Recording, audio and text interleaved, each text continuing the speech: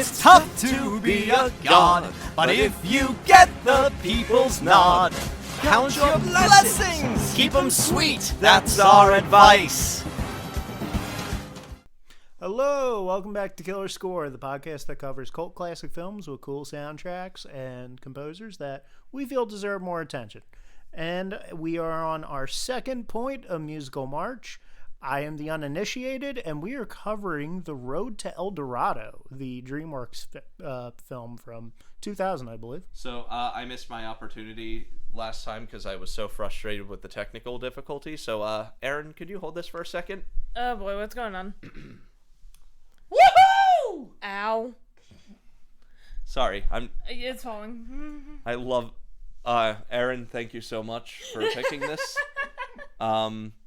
My excitement cannot be contained. This is a great one, and also Dalton's cat is cameoing in this. Yes. Even though he's not in the frame. Yeah. If he hops up on the couch, he'll be in the frame. But right now, he's just scratching our carpet. Anyway, Aaron. So that's the audio you're hearing. That's the audio you're hearing is literally a cat scratching up a rug. Aaron, I do At believe... this point, we don't care because it came with the house and we didn't pay for it. Aaron. I think you are Bowie, no! Bowie, no! Bowie, no! Do not rub your face on the tripod, Bowie. You don't rub my face on this side? No, you can't rub your face on any side of that. So, Road to El Dorado? Road to El Dorado. Aaron, you're the host. Please, No, Bowie, don't chew on that. Oh, fuck. It's okay. This is a very interesting episode because this is the first time we have a cat in this makeshift studio. Second time, actually. Well, I mean, First in time the with recording. First time with Bowie, and the first We time we had actually Zelda. record. We had Zelda before. Yeah. We had Zelda one Anyway, time. Aaron, you're the host. I meant in this setting. Fair. Because we are in the living room of our new house, and Can you stop attacking me? Sorry. You're the host. Give us a little background. Yeah. Okay, so... I have an interesting story about this movie. Let me guess, before I go into that. My pick for Musical March, as we mentioned, is The Road to El Dorado. Yay. Hi, Bowie. Sorry, I'm very distracted by this cat. He's very adorable, and also kind of a goblin. Kind of. Okay, he's a gremlin. I'll distract him. You do the thing. Okay, so, my story involving this movie is... This is the first movie I actually remember seeing in theaters. Like, I know I had seen movies in theaters before that. But this movie came out when I was 4. So, yeah, memory before that is kind of not there. Because, you know, like, before the age of 3, chances are you don't remember shit. Mm-hmm. But anyway. I enjoyed this movie when I was a kid. I still enjoy it now. So I'm very distracted by this cat today. Yeah, he's like... clawing his way across the rug like he's pulling himself. He's by basically his claws. swimming over here. Yeah, it's really funny. Looking. It's really funny. I wish we had another camera set up, just a Bowie cam. He does not like that. He looked at us when we said Bowie cam. I mean, He's like, I do not like that. Hypothetically, we might just in a little bit, but keep going. Anyway, Keep going. Anyway, so what are you eating? Shoelace. Okay. Not me, by the way, the cat. I'm not eating a shoelace. Okay, this is the most distracted episode of Killer Score we've ever done. Keep going. Okay. The only way So, it could be I worse watched is this if there was movie- a dog. Not yet. You watched this movie. I watched this movie. I first saw it when I was 4. We went to the local Regal, which I think, I'm not even sure if it still exists anymore. It might, but I remember it was garbage then, which means it's probably worse now. How would you have seen this a year early? It came out in 2000. You were born in 95. Yeah, but it came out 2 months before my birthday. Oh, okay. Yeah. Anyway, so it came out before my birthday. So it was either 4 or, like, had just turned 5 when I saw it in theaters. Anyway, I enjoyed this movie. I thought it was a lot of fun. Should have been and never mind, I'm not going to do that. Chell is very hot, I'm going to say that. I've seen the fan art. I haven't seen this movie, but I've seen plenty of fan art. and I appreciate every piece I see. Chell. Yeah. Hi, Bowie. Please do not drink my Coca-Cola. Or have some Hershey's chocolate. I do not want to deal with a cat eating chocolate. Oh, we had bigger problems earlier, but I don't want to. Okay, anyway. Keep going. Okay, so, this movie, when it was in production, it had its production problems. Yep. It was made by DreamWorks, and it was kind of like the shoehorn movie between The Prince of Egypt and Shrek. And yeah, because I think they only ever released one other movie between this and Shrek. I think it was that Joseph movie. Yeah, Joseph King of Dreams. That was direct-to-video, though. That was a direct-to-video but one. it still came out in like 2001. I think. That came out in 2003. Now you know what's distracting us, everybody. Yeah, you Kitty. got to see it. You got to see him. Anyway, so this idea came from Jeffrey Katzenberg because he was inspired by, there was a series of movies made back in, I believe, the 50s or 60s. It was a Bing Crosby movie. Series of movies. The Road 2.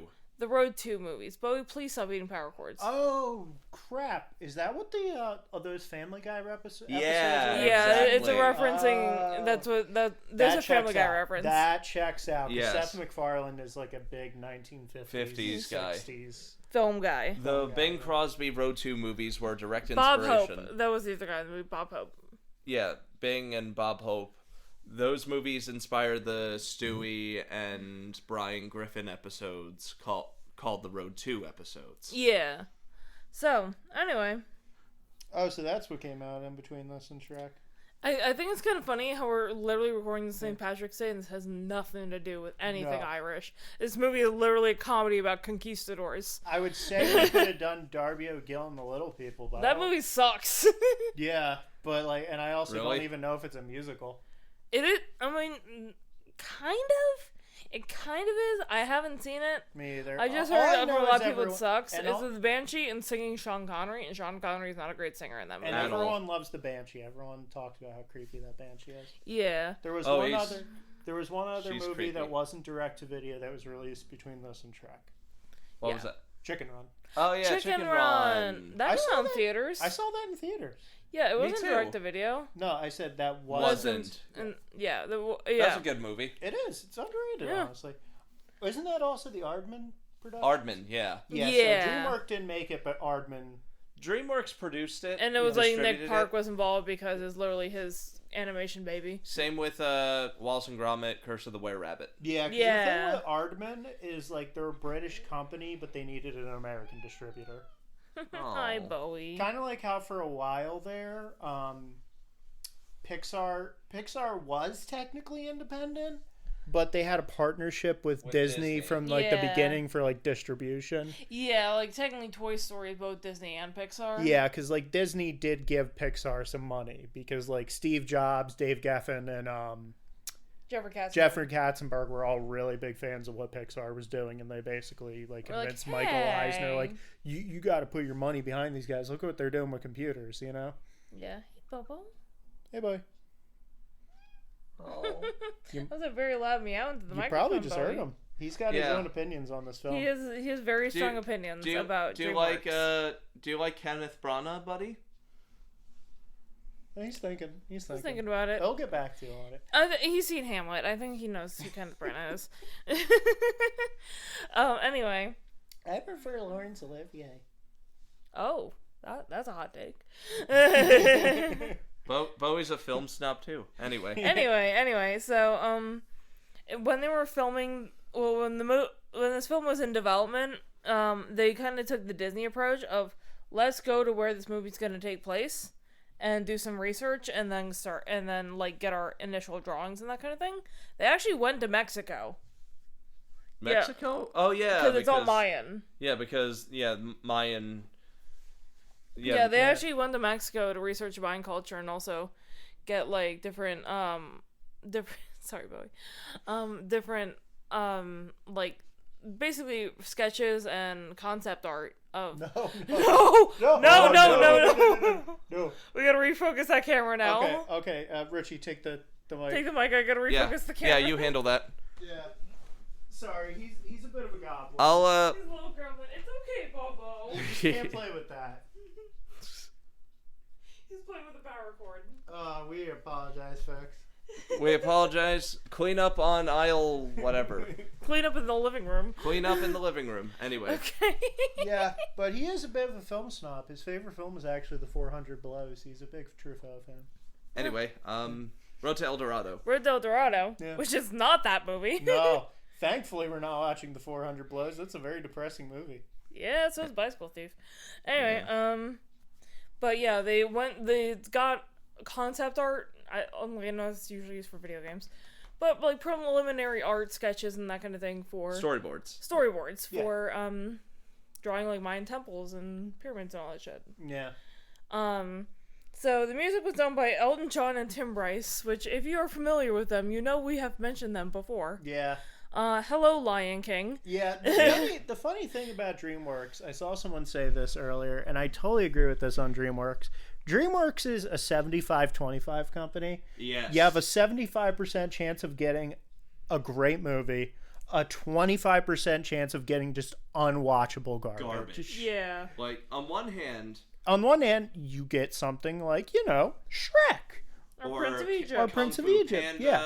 On the other hand, you get something like Shark Tale. Or The Boss Baby. Yeah. Oh. I thought there was Illumination. No. That That was was DreamWorks. DreamWorks. Oh, yeah. Why was that? You can tell the years that Western animation is kind of in a hole when the best animated feature nomination goes to The Boss Baby. Yeah. Which to quote Jeff Thu, I'm like 75% certain that it got in because of the cookies are for closers joke. Wasn't it also the same year that happened that Your Name came out? Yeah. The Oscars suck. Yeah. Yes. Anyway, moving Anyway. on. So the music was done by Elton John and Tim Rice, which are like I don't want to use the word power couple. Well, it's such a goddamn it really is a goddamn Petty Katzenberg maneuver. Because once Katzenberg and Michael Eisner fell out after the death of Frank Wells, it was like Michael Eisner constantly doing stuff to step on Katzenberg's toes. Katzenberg constantly doing stuff to step on Michael Eisner's toes. Case in point, the very existence and character of Farquaad. The argument that the whole ants a Bug's Life thing. Yeah. So like Katzenberg basically also went out of his way to do stuff to spite Michael Eisner. Mm-hmm. He is a famously petty dude. Yeah, people Yes. believe Allegedly. believe that the reason he did Prince of Egypt is because Michael Eisner hated like biblical epic movies because he like produced one at like Paramount that was a huge flop, and he was like, I forget what it was called, but it starred Richard Gere, and it also made him go, oh, you can't do something with Richard Gere. Richard Gere doesn't sell movies, which was funny. No, don't chew on that. Because Richard Gere was the star of Pretty Woman. Yeah, exactly. And Pretty Woman was something that Michael Eisner told... No, Bowie. Was something that Michael Eisner told Jeffrey Katzenberg because Katzenberg was also heading like the film divisions and stuff. And he specifically said to Katzenberg, Pretty Woman is a god-awful movie. It's not going to be a hit. You're going to lose us money on this. And Pretty Woman like made back its budget like over 10 times. Yeah, which is funny because wasn't on one hand you get where Eisner was coming from because I was saying Rex Harrison. I got Rex Harrison and Richard Gere confused. I was like, wait, those are different times. Because on one hand you get where Michael Eisner was coming from. It had people who weren't big box office draws and stuff like that, and you were like, oh yeah, this movie sounds crazy. Because it does. It's supposed to be like My Fair Lady, basically. But with a prostitute. But with a prostitute. And when like you hear the modern setting. And when you hear the concept, you go, wait, what the hell? It's like, what is this movie? Whose idea is doing a prostitute My Fair Lady? Yeah, but it worked. It was a huge movie. It worked. The theme song is still huge to this day. Yeah. You still hear it on the radio. It's still... Honestly, big. it's a great movie theme. That guitar work on that guitar riff is really good. Mm-hmm. Okay. Apologies for me seeing out of shot for a moment and out of focus. He's just taking videos of our cat. We also just have to. Also contemplating the poor placement of the mixer, but that's a different story. Whatever. Oh well. Anyway, so this movie, it did have its controversy when it came out. Mostly because the depiction of indigenous cultures wasn't very well received. Because Chell, the character, despite being very hot, is also kind of eye candy. Yeah. Also kind of one of the smarter characters, Like, though. she is one of the smarter characters. However, it's like, people criticize her design. Also, she's supposed to be, they said, like, in something in the movie, she's supposed to be younger than you think she is. Ooh. She's supposed to be, like, a teenager. Ooh. Which makes everyone uncomfortable. And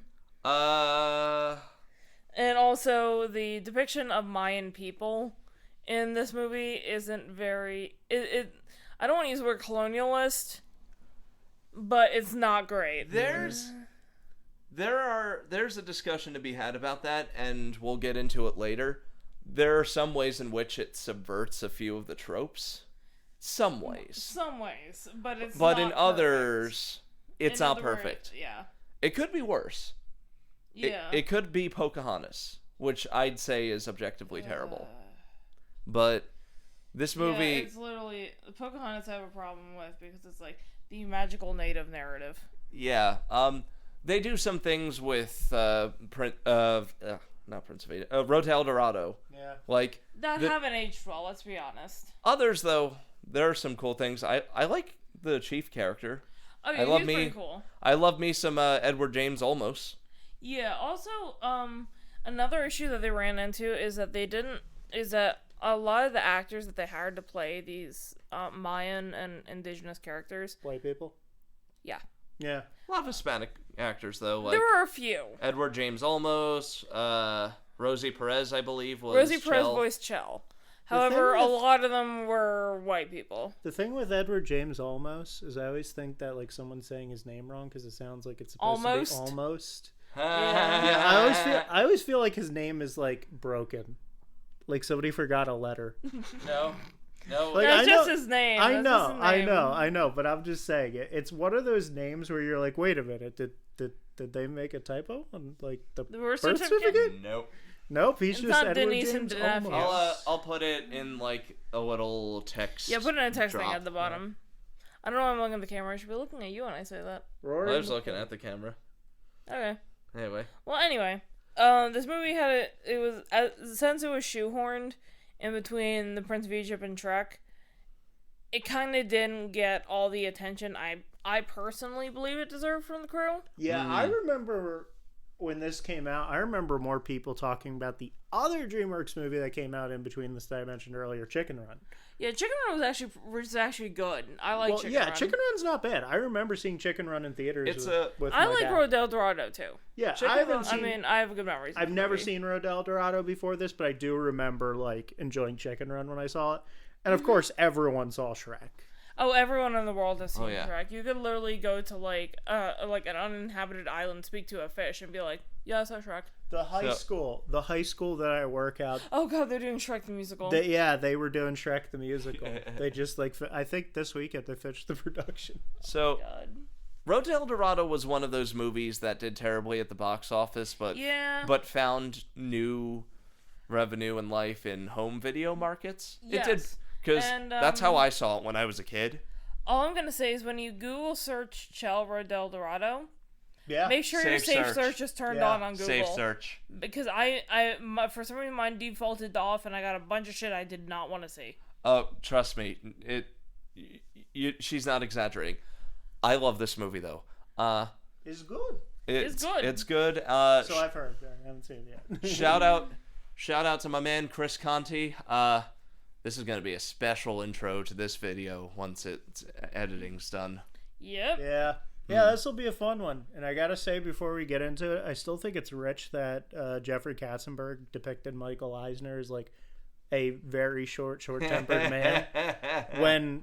When Jeffrey Katzenberg is literally like short, almost an entire foot shorter than Michael Eisner. Also, I think he just more did that temperamental. I think he also did that on purpose to be like, kind of like as a big like fuck you. Yeah. Just because But like nothing- like the short but angry nothing- guy energy. Yeah, but nothing cries short man syndrome more than being a short man and depicting a tall man as a short man. Yeah. Because Yeah. Katzenberg is 5'4", Oh my god, I'm literally as tall as Jeffrey Katzenberg. and Michael Eisner is 6'3". Yeah. So, would you like me to read a little synopsis before we get going? Sure.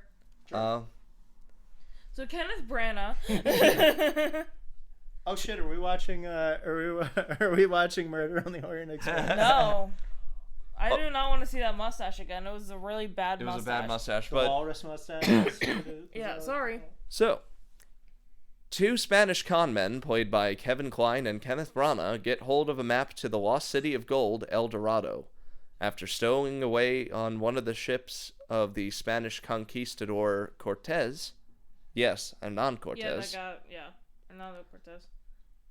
the pair escapes and eventually do find the city. There, a priest, played by Armand Asante, proclaims them to be gods in a scheme to win control for the city himself. Stuff to be a god. Yep. Sorry. I had Classic. to. It's in this movie. Meanwhile, they meet a beautiful girl, played by Rosie Perez, who helps them with their ruse. Yeah. So yeah, that's the Road del Dorado. Classic setup. Let's Classic setup. crack Let's in. go into it.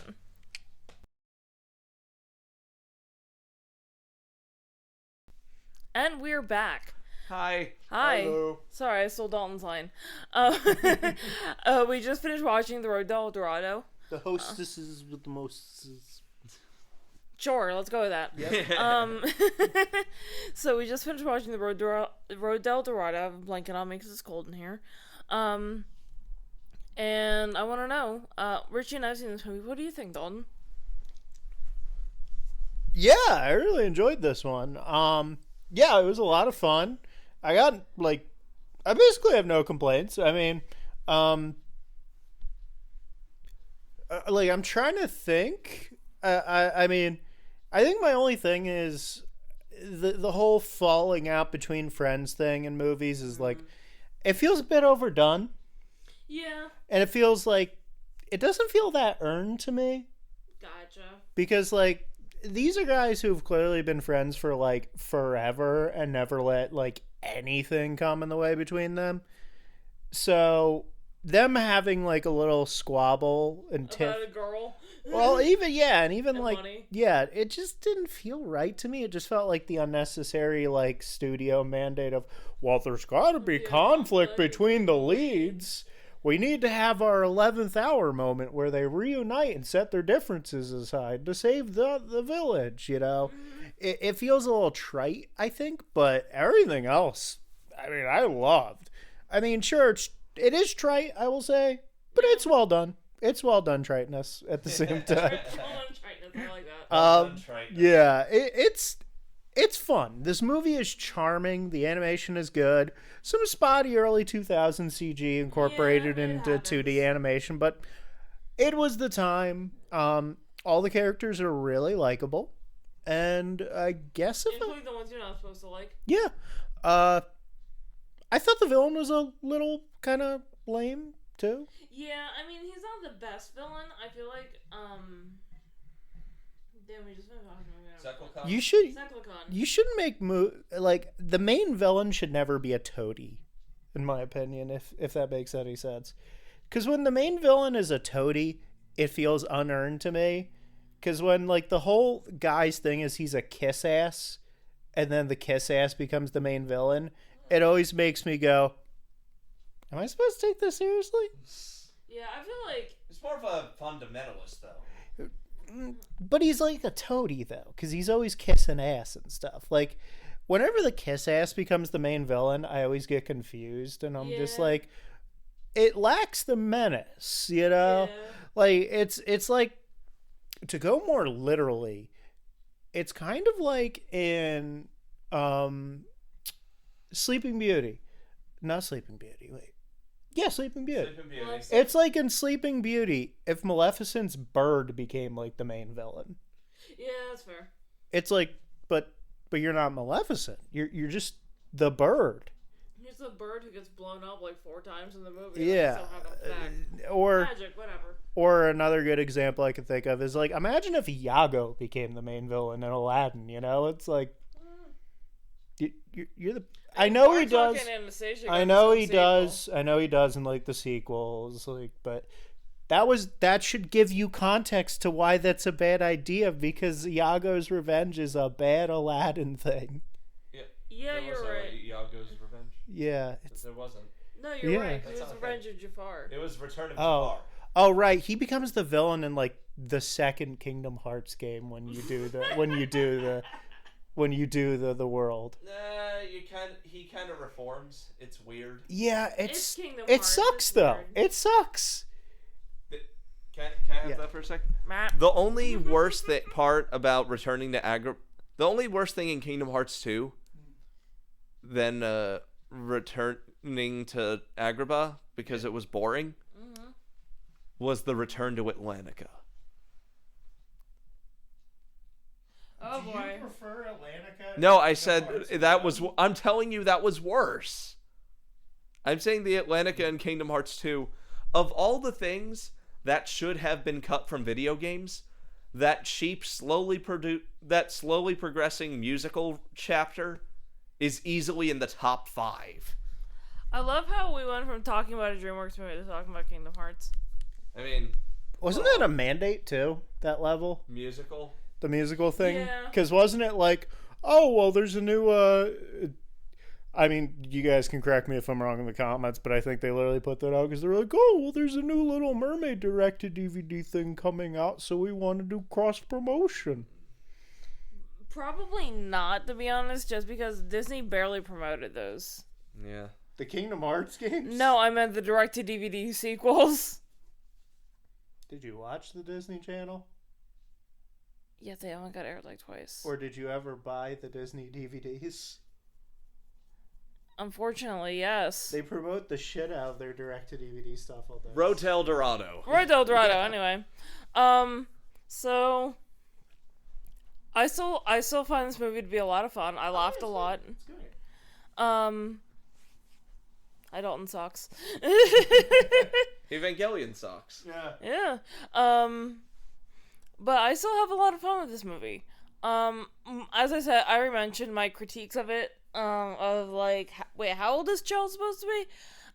Because they say she's supposed to be like a teenager first, and they never say her age in the movie. It's all like kind of speculative. It's weird. Anyway, moving on from that.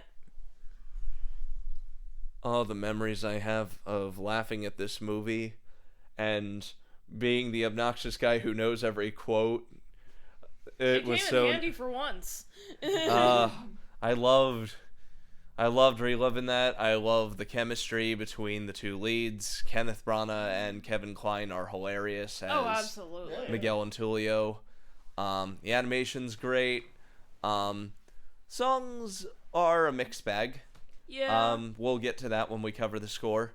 But here's the score was also the soundtrack was done by Elton John and Tim Rice. The incidental music and the score itself was, of course, Hans Zimmer, because it's Hans Zimmer. It's Hans Zimmer. It's the 90s. Moving on. Did a good job, but we'll get to He did a good job. It's your boy. It's your boy, I- Hans Zimmer. I still subscribe to the theory that he allegedly uses ghostwriters for a lot of his scores. Allegedly. Allegedly. I still subscribe to that because otherwise his output makes absolutely no sense. Yeah, because he'd be working on multiple projects at the same time. Because if, like, But also, Hans Zimmer puts out multiple blockbuster film scores in a year. That makes no sense. Because the other thing I was going to say, thank you, Richie. The other thing I was going to say is that, like, he also recycles his scores. People don't realize that the Last Samurai score got used like 3 other times. And just look at Inception and the Inception DC was movies. just lazy. So, I got a little. Look, there are good composers who recycle their music But the multiple Last Samurai got times. reused in Pirates of the Caribbean. Am I allowed to talk? Sorry.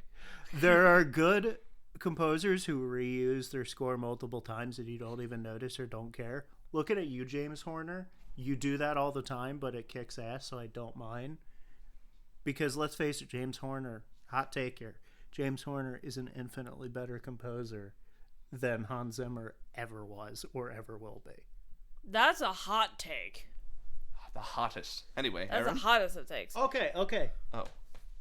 Hans Zimmer, think of a bunch of scores of his. Are they nearly as catchy or memorable as any of James Horner's Star Trek work? See, I hear James Horner and I think of Titanic, which was really just My Heart Will Go On repeat. That's the tie-in license music. That's true. That's not James Horner. But it's licensed as James Horner in the soundtrack. My point remaining, the Star Trek movie scores.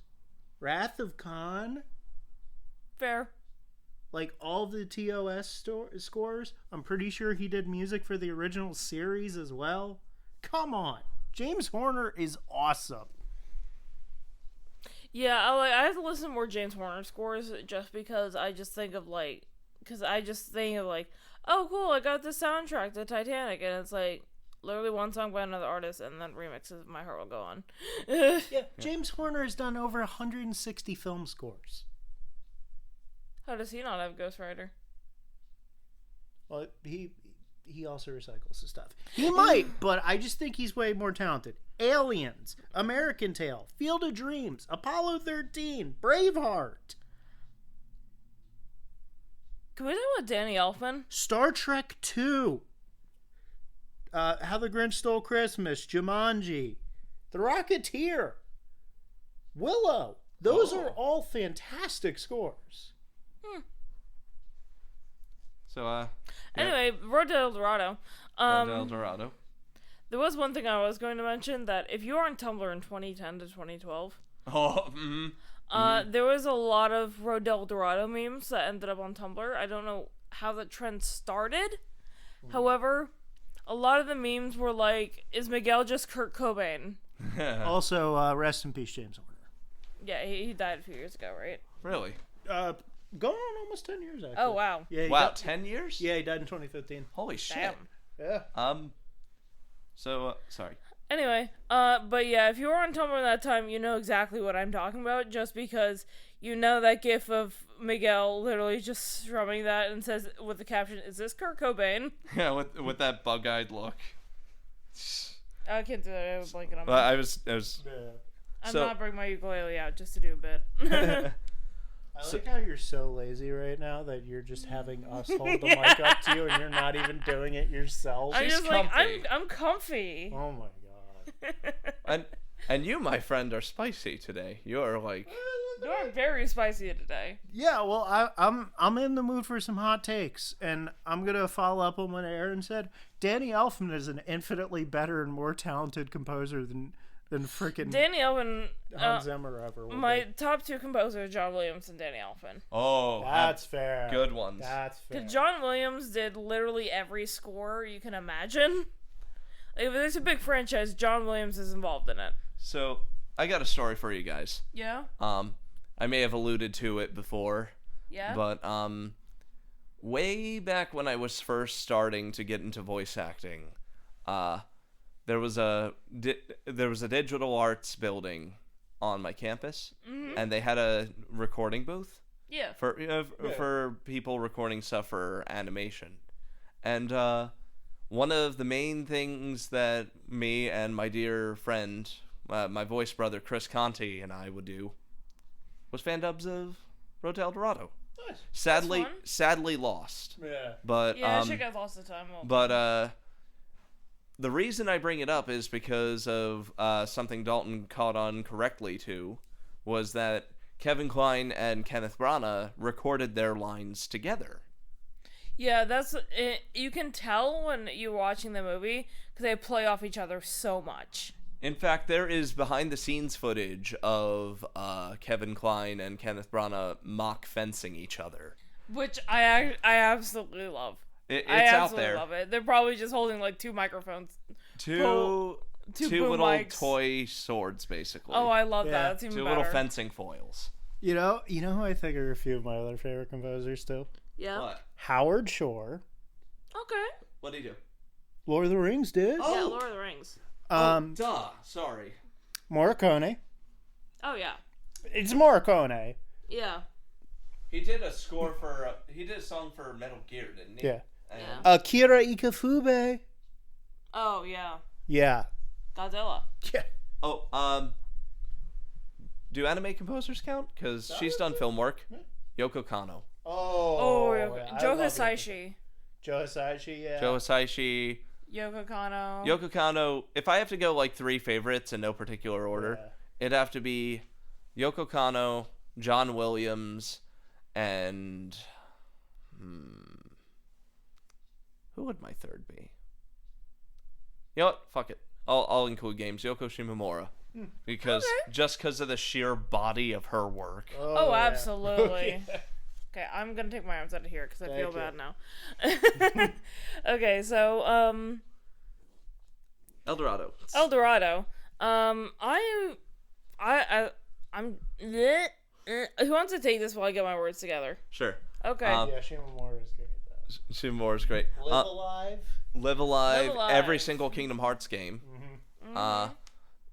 Super Mario RPG. Oh, did Kenneth? I wasn't able to find this, but did Kenneth Branagh and Kevin Kline do the do their own singing for? Yes. It's Tough to Be a God. For It's Tough to Be a God. I fucking love that. So let's. I mean, they're both stage actors, like before they got into film, so I wouldn't be surprised. But yeah, they did their own singing. So let's talk about the music a bit, because Yeah. the soundtrack and the musical numbers. It's funny that I was telling Erin how funny it was. She picked it for musical March. Yeah, because it's not technically a musical. It just has like like 2 musical numbers. It's what I And call, then the rest is like, here's Elton John songs playing in the scene. and it's what I call a Disney's Tarzan style musical. Yeah. Where the headline singer does all the individual songs. Yeah. I'll be honest, it's not my favorite work from this team. No, it's not my favorite work either. There are a couple good songs like The Trail We Blaze and the El Dorado song. Yeah. El Dorado gets stuck in my head all the time.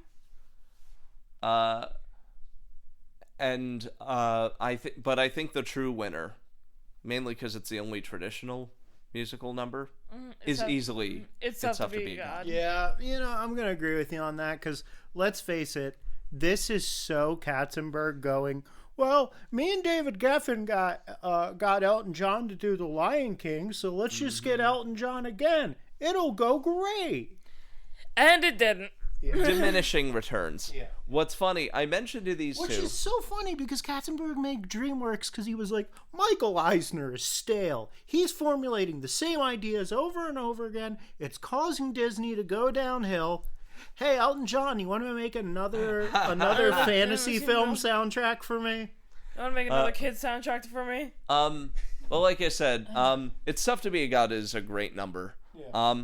And I was just telling these two that on the soundtrack version, that wasn't on here, he did a duet version of it. Elton John did a duet with Randy Newman.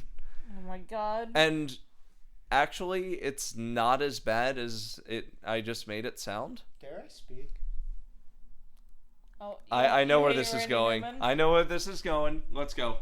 I don't understand the appeal of Randy Newman. Yeah, I don't get it. I don't get it. I don't either. get it. Every time I listen to Toy Story and the Randy Newman music comes on, I'm just like, this is what drags this movie's score down a bit for me.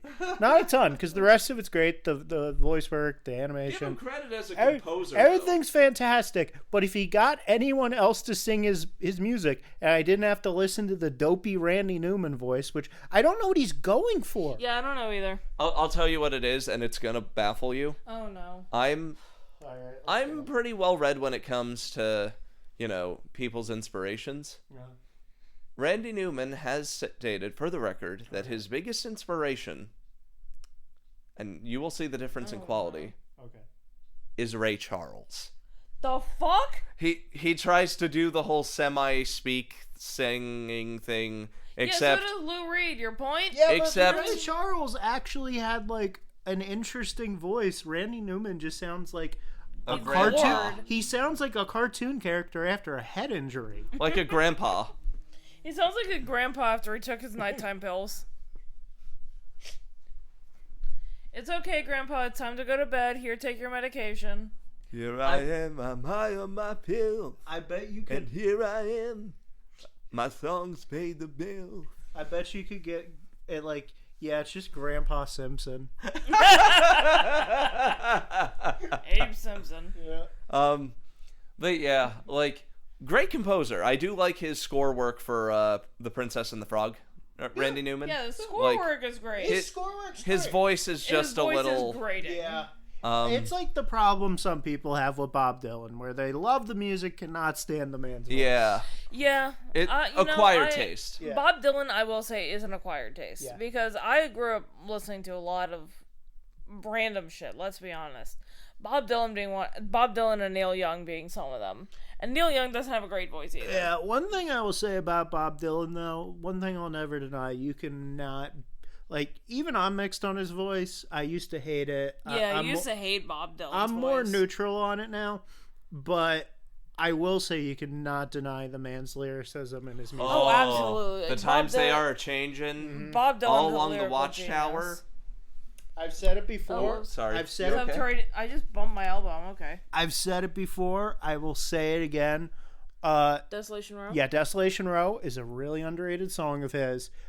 And it goes to show you how innovative his lyrics were for the time. Mm-hmm. Because when MCR performed it for the Watchmen movie, that's a thing. Look it up. It's really fucking good. Yeah, there's a music video for it. MCR did it in concert back when they went on tour. If you Yeah, they put it in Mexico. yeah, back when we saw them, they did that. They would switch out the track list slightly with each show. We got lucky to see Demolition Lovers live for the first time since 2004, which, wow, what a get for me, because that's literally my favorite MCR song. And yeah, no, they did Desolation Row a few times. The music video even has Watchmen references. It does. Yeah, and they do it in the style of a punk song, and it fits because Bob Dylan's lyrics work shockingly well for punk music. Well, Oh, here's yeah. the thing.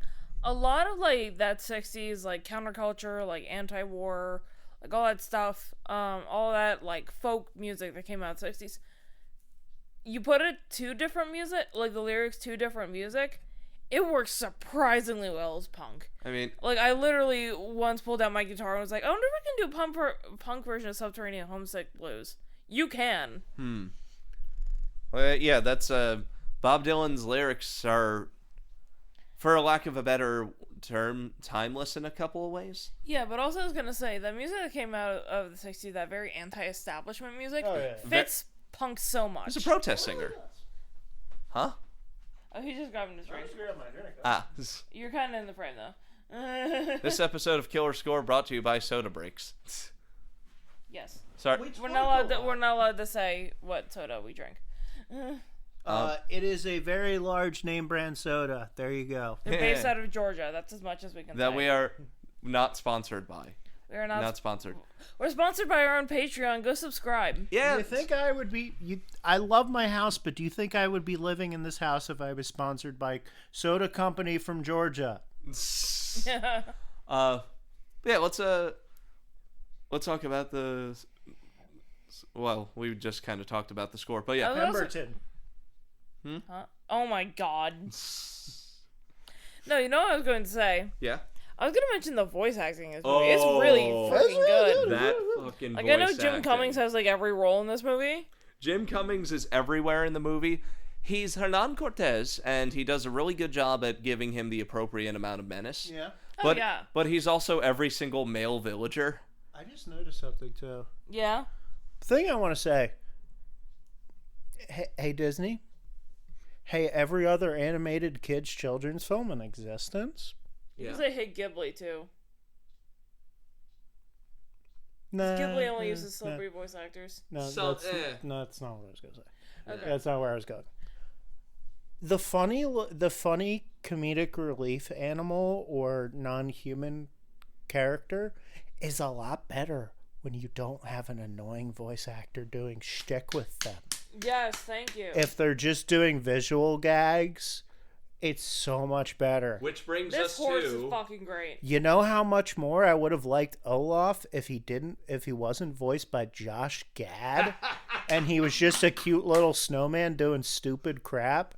That would have been amazing. But no, I'm forced to listen to Josh Gad, Sing in the summer. and I'm pretty sure if you look in the Geneva Convention, Oh god, no. being forced to listen to Josh Gad sing, I'm pretty sure is in the Geneva Convention as a war crime. I think they updated it like I'm sorry, there are too many. I think they Disney movies with updated it around the time that he started to sing with stuff like Book of Mormon, which by the way, I'm going to make more people mad because you know what? God. Comments and engagement are good, Oh fuck. even if it's negative comments and engagement. Oh, Jesus. The Book of Mormon is overrated trite. It is racist. It is. It is it is homophobic. Yeah, it is. It just sucks. It perpetuates incredibly awful stereotypes about Africa. It tries to act like it's not doing a white savior thing and wink, but it's just doing a white savior thing And wink. and wink. And it just sucks. Like Matt Parker, Trey Parker and Matt Stone have been old men for most of their lives, and their shtick stopped being funny about 20 years ago. Yeah, even when I watched Cannibal, I was like, why are the Native Americans played by Japanese exchange students? Because let me tell you something about Matt Stone and Trey Parker. Their entire shtick was, isn't it messed up if I say this? Also, if you care about anything, you're stupid and you're gay. Fuck you. Don't care about stuff. It makes you look dumb. There, I've spelled every episode of South Park for the last 20 years for you. Yeah. Oh, and let me throw in another type. Oh, wait, we got something wrong? Sorry. We're going to make a whole episode mocking the people who rightfully called us out for being wrong about global warming. Or anything. Just screw them. They're old. They're just shitty old libertarians that try to act like they're progressive, but they're not. South Park's not even good like with the animation anymore. When they smoothed it out, and made it look more like traditional while trying to emulate the paper cut aesthetic that it used to go out with the paper cutouts, it lost all of the charm and creativity. And it just became crap. South Park is like SpongeBob in that it should have ended after the movie. Yeah, that's fair. Thank you. The road to El Dorado, and I'm sure we will have a long run after this. Yeah. Wait, we still love you. Yeah, let's see South Park families. Come on. Come on. Are there any left? Yes. Anyway, Oh, no. anyway, I don't spend enough time on the voice internet acting, to the find voice out. acting. LT and the characters. To Yeah. build off what Dalton said before he went onto the hard left turn, Altivo's great. He's a great source of visual humor. Yeah, There's and he's a horse. He doesn't have a musical number. I'm looking at you, Disney. He doesn't have any speaking roles. He's a fucking horse. And weirdly enough, though, he is implied to be, sentient, really smart for a horse. He Yeah. gets a lot of deadpan faces, a lot of, Have you ever heard the conspiracy theory of why Disney named the movie Frozen? what? Because when you search Frozen, you look up Disney Frozen, right? Yeah. So the conspiracy theory is they called it Frozen so it would hide the search results and basically try to squash the rumor that Walt Disney was cryogenically frozen. Oh, jeez. Which, honestly, that's a conspiracy theory I kind of believe. Because why else would they have called the movie Frozen? Because in What did they development... call the movie before it Tangled?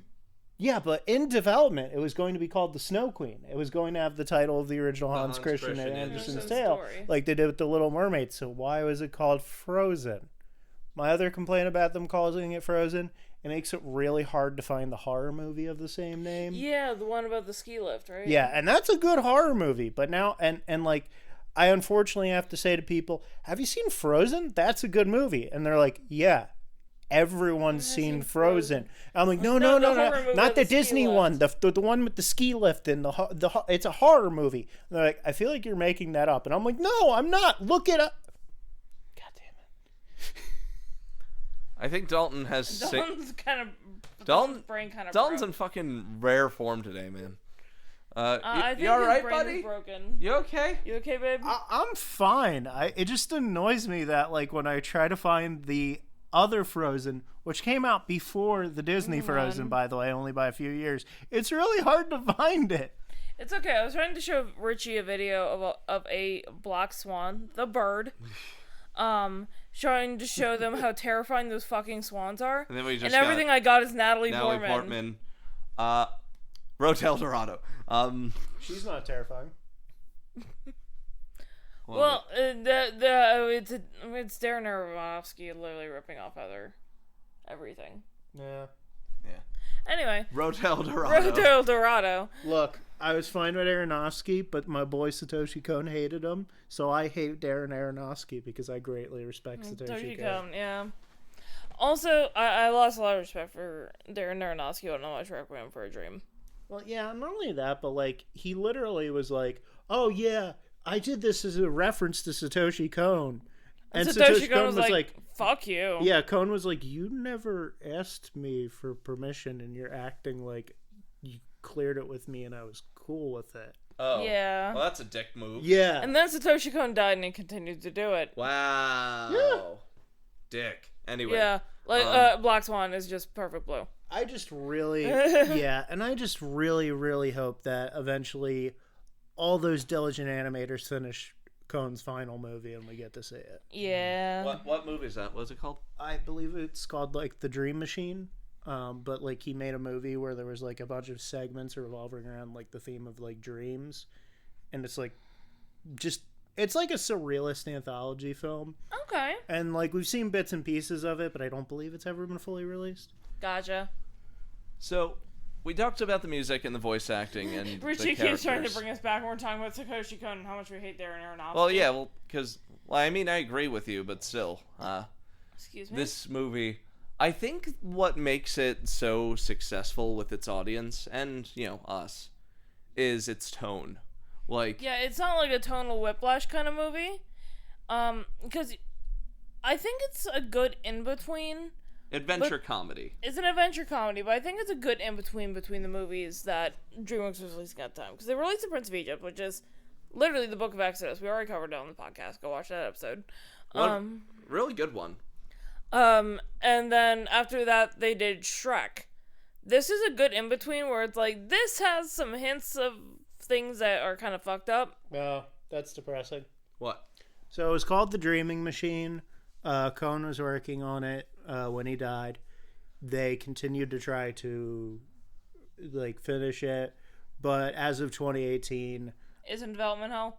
well, no, not even as of 2018. One of the production people involved with it was like, "We've given up. No one can match Kon's level. We tried to finish it for him, but like Aw. it just does not feel right." Yeah. At least they were respectful. Yeah. So, sorry.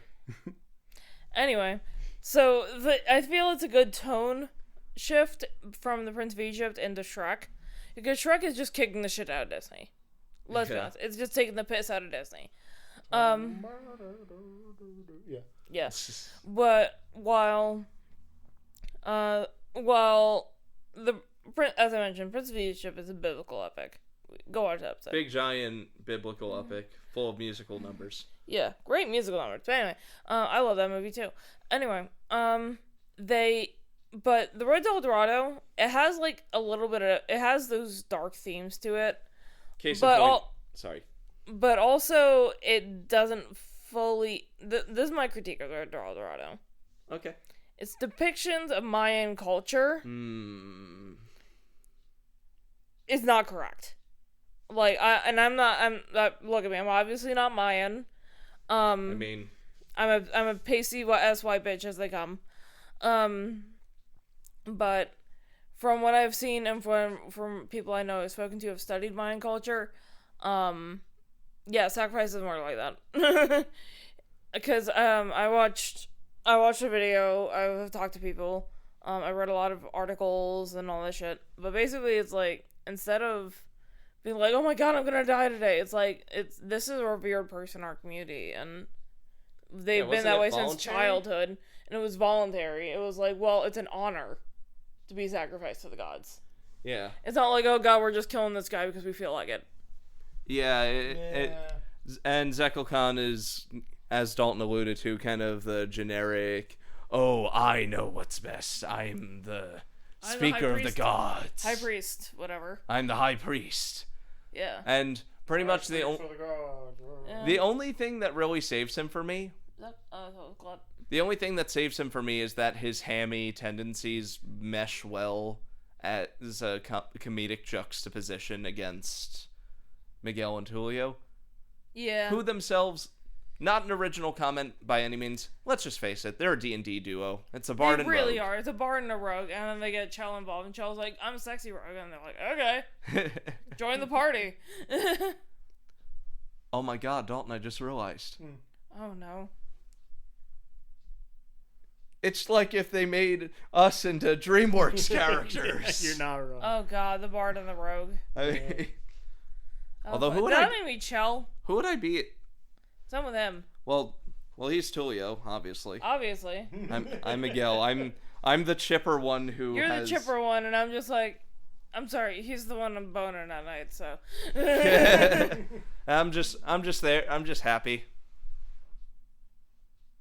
I'm just happy to be here. We're all happy to be here. Yep. And I'm just like, I'm with this one on his crazy scheme sometimes. Yeah. And he's just trying to rein me in. Like, ain't that the truth? It's like, hey, Rich, remember the little voice? The one that says to quit while you're ahead? Yeah. It's like, you listen to that little voice? What voice? Yeah. But yeah, it's great. This movie's sense of comedic timing as well is fucking fantastic. Oh, absolutely. They know how to do it. Like, sorry. You alright? I'm sorry that got on the microphone. That's okay. But yeah, the sense of comedic timing's I'm so great. Sorry. Helps that the animation is so smooth and so tight.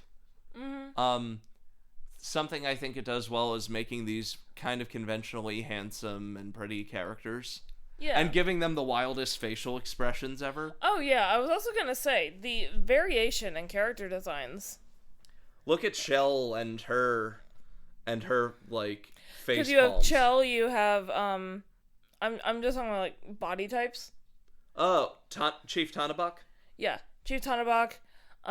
You have the High Priest. You have the you have Cortez. Like there are no two characters that look alike, and I love it. Oh yeah. Yeah. Very varied, like designs. Even like the only like even the background characters. Like there's a few that look similar, but it's not like this guy has a different nose shape or something. It's like if you're looking, you have to look for it. You have to look. You got to be like.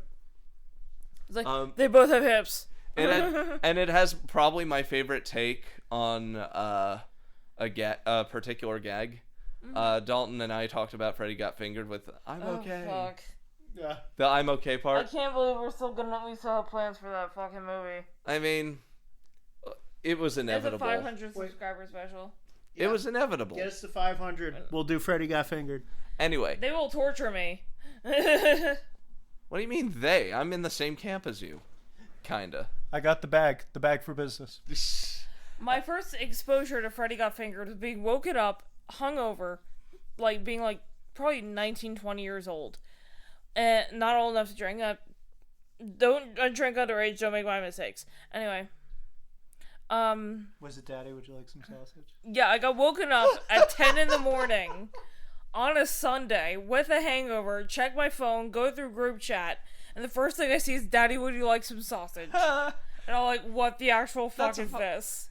What is that if not a hangover song, Dalton? I also love the fact that movie came back into like the zeitgeist a bit when Tenet came out. Oh, really? Oh my god, you're right. Because people were posting images of like the bit where like he dresses with the suit backwards and he's like, I'm the backwards man. Oh my god. And they just put the caption Tenet over it. So Road to El Dorado has my favorite gag where one of the temple guards gets thrown across by something, and he picks himself up. He goes, "I'm okay. Boom. I'm still okay." After he gets stepped on by the giant stone jaguar. And I think that's a testament to the comedic timing. Oh yeah. It's like when you think the punchline has come, there's another one right on top of it. It's like yeah, but it's not like throwing everything at the wall and see what sticks. It's like we know what we're doing. well, there's a lot of precision to the timing. The cult film Freaked, which actually just recently got a release from Alex Winter. Oh yeah. Which has like a lot of like, it's a very like prosthetics body horror themed movie that's like a dark comedy. Yeah, like Cronenberg stuff. Yeah. And because it's about like literally like an evil company that turns people into like sideshow freaks by like mutating them with like their crappy products. And the main character is like, look, it's the cosmetic industry. yeah, the main character is an actor that like shills for everything and is a total scumbag. And he's got like this annoying little fanboy that follows him around. And they have a running gag in the movie where he just gets horrifically injured in ways that like would not like, you know, survive. You wouldn't survive. And he just gets up and he smiles. Like there's literally a part where like he gets ejected out of an airplane and falls into a field. And he's like, "Hey, look, there's cows." Not splat. Like those gags are good, you know, where it's like Not like the guy's leg is 20 feet away. Yeah, because people don't realize after the Bill and Ted movies, like Alex Winter went completely avant-garde and did a bunch of crazy stuff. Oh yeah. Yeah, like look at it. If you want to see some like crazy sketch comedy and just weird TV, go look up Liquid Television. It's insane. oh, he did a bunch of shows for Liquid Television. Well, that was his thing. Oh, Yeah. like he was the head of that. Yeah. The one-stop shop for a bunch of animation pilots. That is where Mike Judge got his start, actually. With Beavis and Butthead, the frog baseball short. Yeah. And where Peter Chung did the original Aeon Flux shorts. Oh yeah, that's right. I thought it was Aeon. And then they Aeon went, Flux. and then what? They went to like MTV, I believe. Yes. Yarp. But yeah, I love this movie. It's one of the most quotable things ever. Yeah. Honestly. Oh, don't blame me. Oh, I blame you. Yeah. Honestly, I just really enjoyed it. It's like I said, DreamWorks has the 75-25 rule. You either get peak or you get garbage. And Yeah, you do. And if you want, like, if you are a fan of adventurous comedies along the lines of The Princess Bride or Oh yeah. or like Robin Hood Men Tights, Pirates of the Caribbean. the early ones. Yeah. The first one. The first one. If you're a fan of that kind of stuff, juxtaposing big, epic adventure stuff against, you know, buddy comedies, this is your movie. Oh yeah. Characters are great. Chell? Yeah. Chell is Charles Gray. Chell's Chell. I like. Chell is the character, the only children's animation character I can think of where you have to turn on safe search when you look up on Google Images. Really? You do. The only one? The only one that comes to mind immediately. Wait. No. I'm not going into Robin Hood. I'm not even going into Robin Hood. I'm just saying in general, if there is a sexy woman who is in a cartoon. Oh, I got something. Jessica Rabbit. Jessica Rabbit. Disturbingly enough, Roxanne from Goof Troop. That's an odd one. Frankie Foster. Yeah. Well, here's the thing. When I'm just using that as an example. When I looked her up earlier, just to look up a character design, safe search automatically shut off for me. I'm gonna check this just to be like. Oh, wait, you're actually looking up Chell Rotel Dorado? I'm gonna challenge her by seeing if I can find. What, Frankie Foster? Yeah, I'm just gonna look up Frankie Foster with the safe search off. Oh boy. I mean, I'll take some Frankie art, but that's, you know. Okay, yeah, it's only like a little, like just the smudge of scrolling before you get Dakimakuras. Show her. Or wet t-shirt stuff. Uh-huh. Yeah. Okay. Either our Google search is just really fucked, or Yeah, hello. See, it only takes a bit of scrolling, Aaron, before you get a Okay, Dakimaku. hello Amazon. See what I mean? Do I or do I not pull that up in the finished Do edit? not. Do not pull that up. Do not pull it up because we're not even monetized yet, and I do not want to lose our chance of Yeah, being let's monetized. not let's not axe our chances. Yeah. But You folks believe me. yeah, Yeah. would he Look lie? it up yourself and then show for yourself. Let me put it this way. This Starfire, Raven from Teen Titans. Come on here. I'm using examples of what I've seen recently by looking up anime. Okay. Yeah. So let me say something for those Safe search defaults to being off. for those who doubt what he just found. This guy does not lie about horny shit. No, He does I not. really do not. I do not. Am I wrong? And to go. So, I like Chief Tanabok. He's cool. Oh, he is cool. I liked like him. I like how he's sort of a subversion of the native chief character. Yeah. It's like you expect this guy to be not in the know, but it's Or you very. expect him to be like the magical native stereotype. Yeah. But then it's implied the whole He's pretty time. clever. He's a clever guy. It's implied the whole time that he basically knows about The scheme. The scheme. The scheme, yeah. And he just wants to keep his people happy by having them around. Yeah, because he knows yeah. that they make his people happy. So. Well, and that's what I'm talking about. That's what I had said in the intro, Yeah. where it's like, yeah, there are some dated shit, and yeah. overall it's pretty inaccurate and plays on some dated ass stereotypes. But, Oh, yeah. But I think his presence kind of balances things, at least for me, with the caveat that, dumb white dude over here. Yeah. Well, I don't have much more thoughts left on this. So Yeah, I feel overall, like we've done mostly ranting in this episode. yeah, because we all just kind of like it. Over So, an hour. we all just kind of like it, so we don't have much to say. It's good. It's good. Comedy classic. It's solid. Yeah, it's really good. Good score, good characters. The score's just like really fun, bouncy, energetic. It's what And, you would expect. one thing I want to say, the colors are very bright. Yes. Vibrant in this movie. I fucking yes. love the color design. You would expect it's the kind of bouncy, energetic adventure music you would expect from a comedy adventure, sure, and comedy adventure film. It's good. I like it. Cool. I have nothing else really to say. I'm just glad we didn't disappoint you. This is a share with friends kind of movie. That's for It sure. really is. Musical March is, of course, moving on for the third and final installment. Good schedules. We could film next week. We could film sometime in April. Yeah, it depends. We'll see. We'll see how it goes. Also, Probably not in April. there is a decent chance it might actually be the episode after next one, because next one is a big milestone. Oh, So, thank you for sticking for us all this time. Next episode is episode 50. So, we'll probably do an episode 50 spectacular thing. You'll have to see what it is, because we got a surprise for you guys for episode 50. Yeah, we do.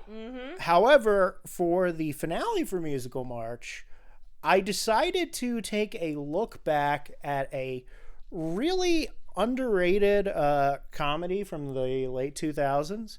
Okay. It came from that era where there was a lot of like indie comedies that kind of like either went under the radar but got decent reviews or blew up, like Juno. yeah, Harold and Kumar. What's the big one? Napoleon Dynamite. Napoleon Dynamite, yeah. It had the chance to be one of those, and actually is about a guy that makes a musical. I know what you're talking about. Steve Coogan, from the same director that gave us another cult classic film, The Craft. We have a movie that gives the question that everyone asked for, which is, why has no one ever made any stage sequels to the works of William Shakespeare and put them on themselves? Oddly specific question, but what do we got, D? Join us in the finale for Musical March with Hamlet 2.